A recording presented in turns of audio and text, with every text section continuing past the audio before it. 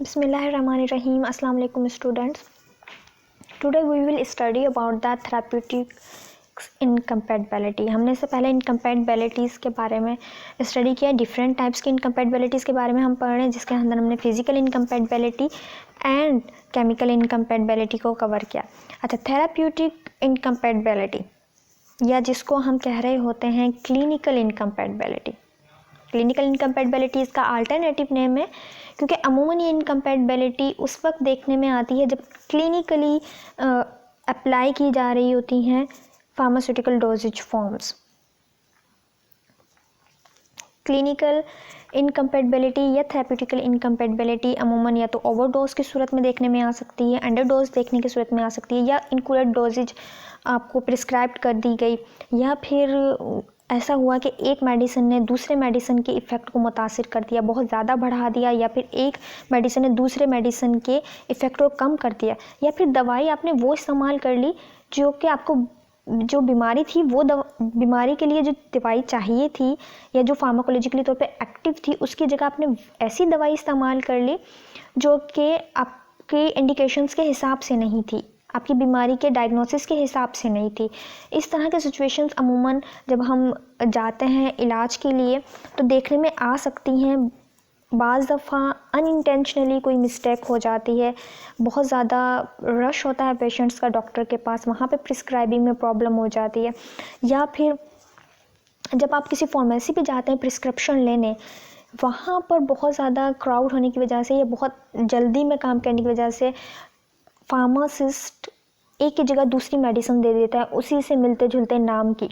वहाँ इस सूरत में भी आप एक रॉन्ग मेडिसिन ले आते हैं और उसका यूज़ इस्तेमाल कर देते हैं, आपको वो इफ़ेक्ट नहीं हो पाता जो कि होना चाहिए, या जिस प्रॉब्लम के लिए आप खा रहे होते हैं वो प्रॉब्लम जो है रिकवर नहीं हो पा रही होती, और आपकी जो हेल्थ रिकवर नहीं हो पा रही होती, वो प्रॉब्लम सॉल्व नहीं हो पा रही होती।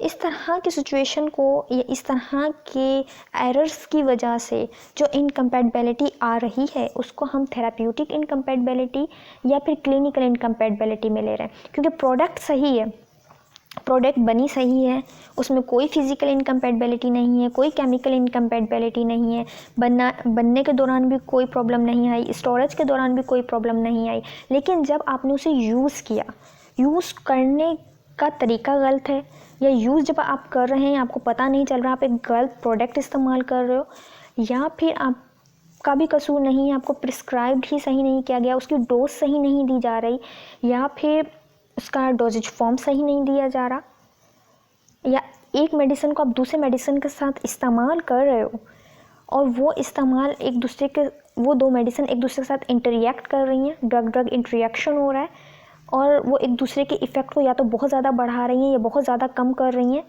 जिसकी वजह से आप रिकवर नहीं हो पा रहे। ये तमाम चीज़ें आ जाती हैं थेरेप्यूटिक इनकम्पैटिबिलिटी में। इसके बारे में आज हम जानेंगे कि किस तरह अगर आप रॉन्ग मेडिसिन ले लेते हैं या फिर दो मेडिसिन एक दूसरे के ऑपोजिट की नेचर की इस्तेमाल कर लेते हैं, या फिर उसकी डोज सही नहीं होती, जो मिकदार लेनी है रेशनल डोज जो कि इलाज में मावन साबित होनी थी वो आपने नहीं इस्तेमाल की किसी भी वजह से, या तो प्रिस्क्राइबिंग में गलती हो गई या डिस्पेंसिंग में गलती हो गई, या आप डायरेक्शन सही नहीं समझ पाए फार्मासिस्ट एंड डॉक्टर की और आप खुद ही उसे गलत तरीके से लेते रहे हैं। इस सूरत में थेरेप्यूटिकल इनकम्पैटिबिलिटी देखने में आती है। इसके कुछ टाइप्स हम लोग स्टडी कर लेते हैं कि क्या होती है, और थेरेप्यूटिकल इनकम्पैटिबिलिटी का बेसिक कंसेप्ट जान लेते हैं आज के लेक्चर में। Therapeutic incompatibility. This incompatibility may be occur due to different drug combination or dosage prescribed। या तो आप ऐसी इनकम्पैटिबिलिटी जो कि उस वक्त हुई है आपने डिफरेंट ड्रग कम्बिनेशन इस्तेमाल किया, दो से ज़्यादा आपने ऐसी मेडिसिन इस्तेमाल की जो एक साथ इस्तेमाल नहीं करनी चाहिए थी, और डोजेज प्रिस्क्राइब्ड, या फिर आपकी प्रिस्क्राइब जो की गई है, आपको जो डॉक्टर ने नुस्खा लिख के दिया है, जो मेडिसिन इस्तेमाल करने को बोली हैं वो आपको नहीं देनी चाहिए थी, किसी भी वजह से वो आपको प्रॉब्लम काज कर रही हैं। ये थेरेप्यूटिकल इनकम्पैटिबिलिटी में क्लिनिकल इनकम्पैटिबिलिटी में आ जाता है। Therapeutic incompatibility occurs due to following reasons. किस वजह से हो सकती है ये, यहाँ पे कुछ रीजंस बताए गए हैं। एरर इन डोजेज, अगर एरर हो गया डोजेज में, या फिर wrong dose and doses form prescribed कर दी गई है, रॉन्ग डोज या डोजेज फॉर्म प्रिस्क्राइब्ड की गई है। कंट्रा इंडिकेटेड ड्रग्स दे दी गई हैं आपको, साइनर्जिस्टिक एंड एग्नोस्टिक ड्रग्स दी गई हैं, या ड्रग इंटरैक्शन हो रहा है। ये तमाम फैक्टर्स हो सकते हैं थेराप्यूटिकल इनकम्पैटिबिलिटीज़ के। अब इन्हीं फैक्टर्स को हम वन बाय वन इनमें से कुछ को हम डिस्कस कर लेते हैं ताकि आपको मज़ीद क्लियर हो जाए कि क्लिनिकल एंड थेराप्यूटिकल इनकम्पैटिबिलिटी जो है वो केमिकल एंड फिजिकल इनकम्पैटिबिलिटी से किस तरह मुख्तलिफ है। डोजेज या ओवरडोजिंग हो सकता है एंड अंडर डोजेज। होगा क्या कि इस तरह की सिचुएशन उस वक्त देखने में आती है जब overdose means large and too many doses, वो अमाउंट जो कि ख़ास मिकदार जो कि आपके इलाज के लिए चाहिए थी, जिसको हम डोज कहते हैं, दवाई की वो ख़ास मिकदार जो इलाज के लिए चाहिए हमें और हमारी बीमारी को दूर करने के लिए काफ़ी होती है, उसको हम डोज कहते हैं। अब वो डोज आपने ज़्यादा ले लिए, ओवर द डोज हो गया है, means large and too many doses. आपने एक गोली खानी थी, आपने 4 गोली खा ली। आपने जो है 50 mg की टैबलेट इस्तेमाल करनी थी, आपने 500 mg की टैबलेट इस्तेमाल कर ली है। आपने 1 टेबल स्पून सिरप का लेना था, आपने जो है 2 टेबल स्पून सिरप का लिया या इससे भी ज़्यादा लिया। आपको वो सिरप सिर्फ और सिर्फ एक टाइम इस्तेमाल करना था और आप दिन में 3 दफ़ा इस्तेमाल कर रहे हैं। इसको हम कहेंगे overdoses. Overdose may be due to either single dose or exercise of daily dose, too much large and too many doses. In this case, consult the prescriber and then correct the dose. अगर आपको लगता है कि ये overdose है या आपको pharmacist बताता है कि आपकी प्रिस्क्रिप्शन के अंदर जो डोज लिखी गई है वो बहुत ज़्यादा लार्ज है, बहुत ज़्यादा है, आपको ये सही नहीं है इतनी डोज इस्तेमाल करना आपकी बीमारी के हिसाब से या आपकी उम्र के हिसाब से, आपकी एज के हिसाब से या आपकी जेंडर के हिसाब से, देन आप कंसल्ट करें अपने प्रिस्क्राइबर से कि सही करें इस डोज को। तो ओवरडोज का मतलब है कि बहुत ज़्यादा डोज लेना। अब वो ये हो सकता है आप एक ही दफ़ा में बहुत ज़्यादा डोज ले रहे हैं, लाइक आप एक ही दफ़ा में 4-5 चम्मच सिरप के पी गए या 4-5 गोलियां खा गए, या फिर आप जो है डेली बेसिस के ऊपर टाइमिंग सही नहीं कर पा रहे हैं, आप एक टाइम खाने वाली दवा को दिन में 3-3 दफ़ा ले रहे हैं, उस सूरत में भी ओवरडोजिंग हो सकती है। फिर अंडरडोज आ जाती है। अंडरडोज का मतलब ये हो गया कि आपने जो दवाई इस्तेमाल करनी थी जिस मिकदार में, उसे कम कर रहे हैं। Sometimes an error arise dose is placing decimal point and may be written when grams are required. ये अमूमन जब देखने में आता है कि जब अमूमन प्रिस्क्रिप्शन पे लिखा हुआ है 25 mg, लेकिन गलती से 2.5 mg लिख दिया गया, या फिर पढ़ने वाले ने, डिस्पेंस करने वाले ने सही नहीं पढ़ा और उसने जो है कम डोज की आपको टैबलेट दे दी। डिफरेंट डोज में टैबलेट्स या कैप्सूल्स अवेलेबल होते हैं, वहाँ पर जो प्रिस्क्रिप्शन पर डोज लिखी हुई थी वो गलती से दे दी गई, तो इस तरह अंडर डोजेज हो जाता है। और ये प्रॉब्लम भी अगर हम प्रॉपर तरीके से डिस्पेंसिंग करें या प्रॉपर तरीके से देखें तो सही की जा सकती है। यहाँ पे एग्जांपल दी गई है, कोडीन फॉस्फेट 0.005 mg देना था। Problem under dose of the codeine phosphate is written by prescriber. Inform the prescriber. Inform करना पड़ेगा प्रिस्क्राइबर को कि आपने जो डोज दी है वो सही नहीं है, गलती से आपने जो है डेसिमल्स जो हैं आगे पीछे कर दिए हैं, या बाज़ दफ़ा क्या होता है कि mg की जगह ग्राम लिख दिया जाता है या ग्राम की जगह गलती से mg लिख दिया जाता है, तो डिस्पेंस करने वाला उसी हिसाब से मेडिसिन डिस्पेंस कर देता है। इस तरह की प्रॉब्लम जो मिकदार के या डोज से रिलेट कर रही होती हैं वो भी थेराप्यूटिकल इनकम्पैटिबिलिटी का जो है बाइस बन सकती हैं। अब आगे आ जाते हैं wrong dosages. Prescribed drug which not match with indication. आपको जो बीमारी है वो जो दवाई प्रिस्क्राइब की है वो उसके हिसाब से नहीं है। ये भी हो सकता है, या फिर ये हो सकता है consult the prescriber if drug prescribe does not match the indications written on a prescription. Contraindicated drugs क्या है? If a patient is allergic to a drug and physician has prescribed that drugs to him then consult to your doctor. कि आपको किसी medicine से allergy है लेकिन वो आपको दे रहा है वो मेडिसिन, उसको आपने नहीं बताया कि आपको इस मेडिसिन से एलर्जी है, या आपकी हिस्ट्री वो सही नहीं ले पाया, उस सूरत में ये प्रॉब्लम देखने में आ सकती है। तो आप अपने डॉक्टर से ज़रूर कंसल्ट करें। अगर आप कोई मेडिसिन इस्तेमाल कर रहे हैं और उसके बाद आपको कोई एडवर्स इफेक्ट शो हो रहा है उसकी वजह से, आप फ़ौरन से डॉक्टर से कंसल्ट करें कि हम इसको खाते हैं तो ये प्रॉब्लम हमें देखने में आता है, इसलिए बराए मेहरबानी से चेंज कर दें। Drug synergy. ड्रग साइनर्जी का मतलब ये है कि इफ़ साइनर्जी का एक ऐसे इफेक्ट को कहते हैं कि एक चीज़ की वजह से दूसरी चीज़ का इफेक्ट बढ़ जाए।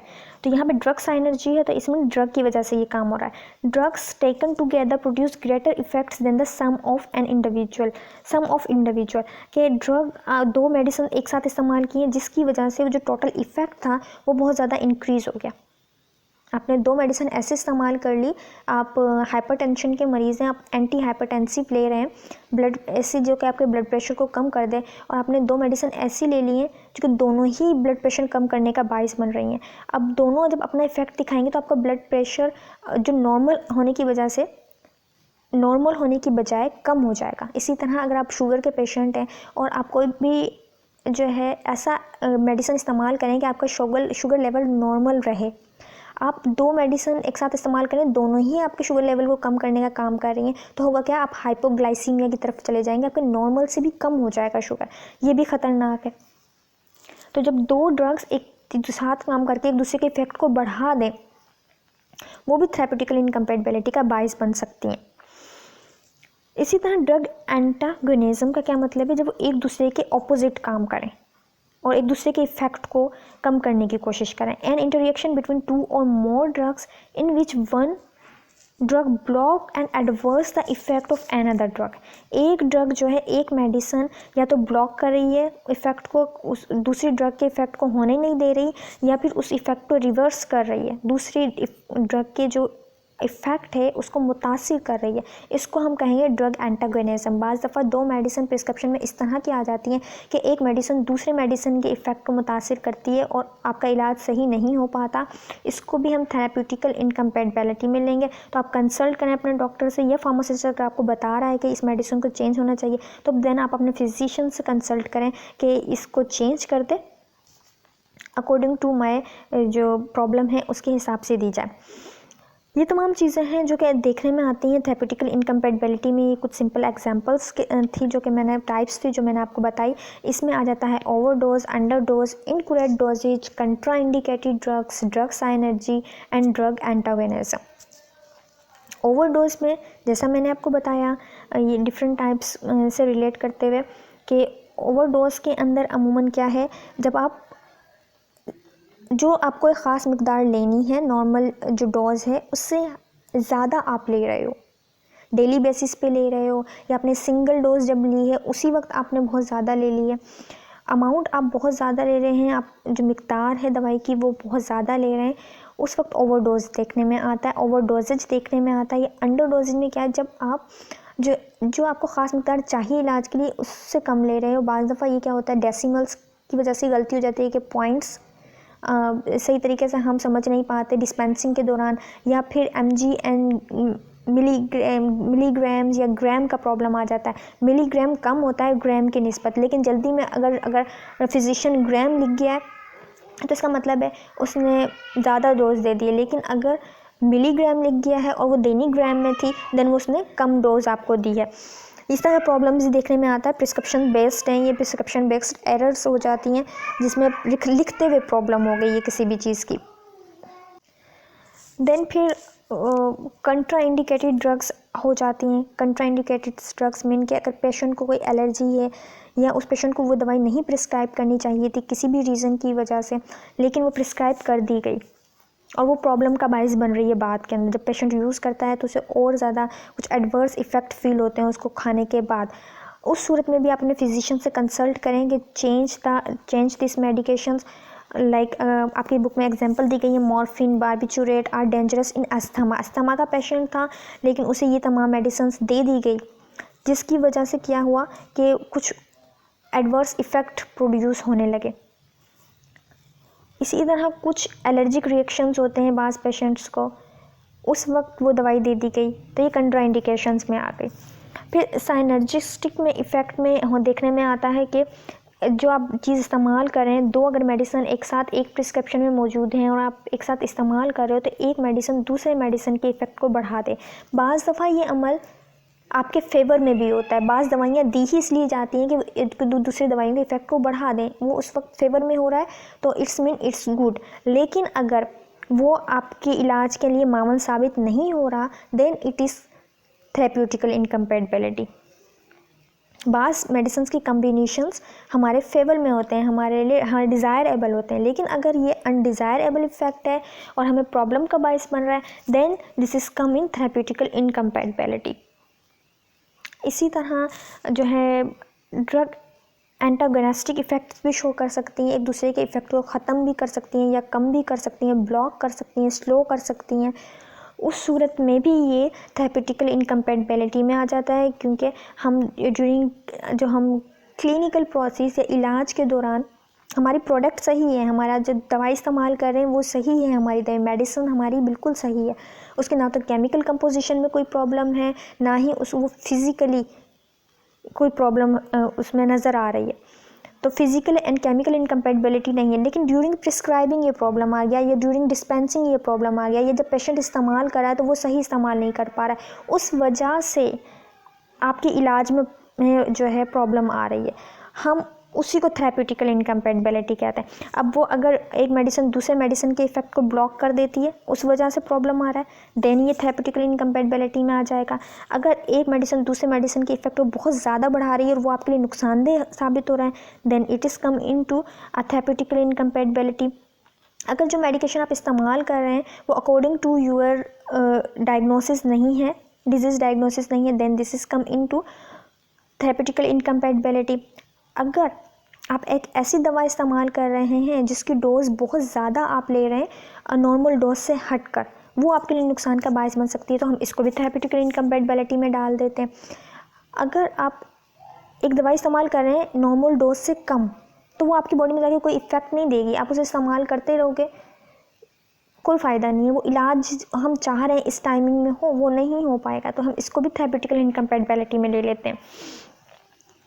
फिर किसी वजह से आप एक ऐसी दवाई इस्तेमाल कर रहे हो जो कि आपकी बीमारी के हिसाब से ही नहीं है, इसको भी हम थेरेप्यूटिकल इनकम्पैटिबिलिटी में डालते हैं। डिफरेंट रीजंस हो सकते हैं क्लिनिकल एंड थेरेप्यूटिकल इनकम्पैटिबिलिटीज़ के, और उसको हम इजीली सॉल्व भी कर सकते हैं। हम अपने प्रिस्क्राइबर को बताएं, हम अपने फिजिशियन को बताएं कि ये प्रॉब्लम देखने में आ रहा है और वो इजीली इसको करेक्ट कर देगा, उसका अल्टरनेट मेडिकेशंस दी जा सकती हैं।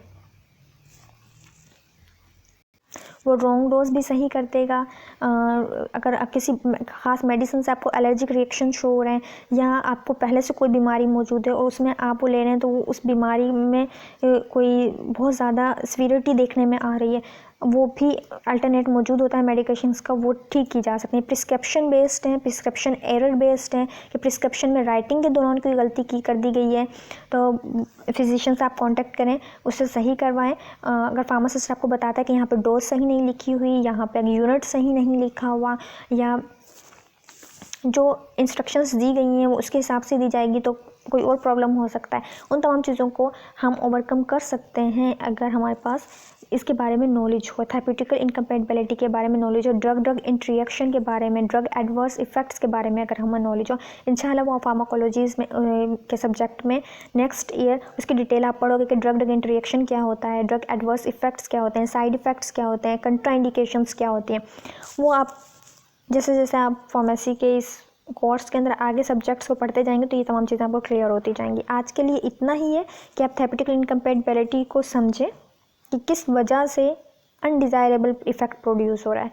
अगर किसी भी प्रोडक्ट की फ़िज़िकल अपीयरेंस की वजह से कोई अनडिज़ायरेबल चेंज देखने में आ रहा है, देन वो फ़िज़िकल इनकम्पैटिबिलिटी में आ जाती है। अगर जो है केमिकल कंपोजिशन या रिएक्शन की वजह से अनडिजायर इफेक्ट देखने में आ रहा है, अनडिजायरेबल इफेक्ट, देन वो केमिकल इनकम्पेटिबिलिटी में आएगा।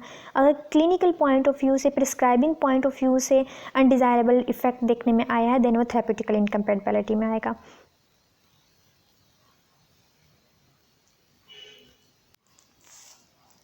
तो ये हम 3 टाइप्स पढ़ चुके हैं। थेरेप्यूटिकल इनकम्पेटिबिलिटी हमने देखा, modification of therapeutic effect of one drug to be ported to contaminant to administration of another drug interaction के बारे में यहाँ पे जस्ट थोड़ा सा इन्फॉर्मेशन है। फिजिकल एंड केमिकल ऑलरेडी हम स्टडी कर चुके हैं। इन तमाम पॉइंट्स को अपने माइंड में रखिएगा, राइट डाउन कीजिएगा। आज की डेट डाल के बहुत ईजी हैं, सिंपल एग्जाम्पल्स हैं। अपना ख्याल रखिए, अपनी फैमिली का ख्याल रखिए और इर्द गिर्द के लोगों का ख्याल रखिए। अल्लाह हाफिज़।